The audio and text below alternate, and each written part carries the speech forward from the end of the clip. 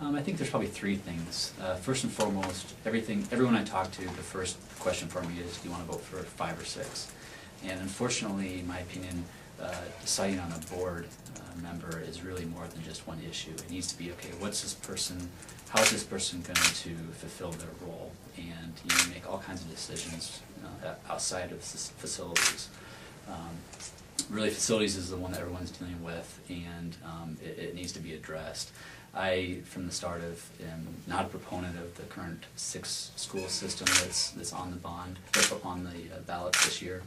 I feel that it needs to be 5 schools, primarily from a financial standpoint, really relying on what administration and also what our third-party consultant says the actual cost will be for running a 6th school is a concern of mine. The figure that Dr. Taylor has shared, and as well as the information I've got from the third-party consultant, is roughly $400,000, $425,000 in incremental cost to run that 6th school.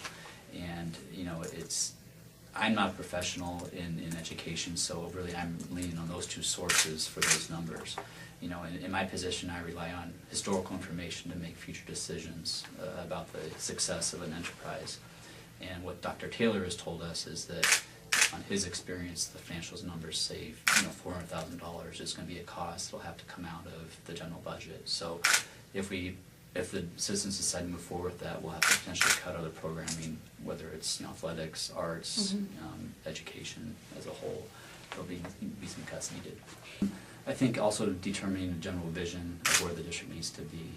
I think we need to get back to understanding, okay, what's our core competencies and what other things are we doing to help facilitate learning.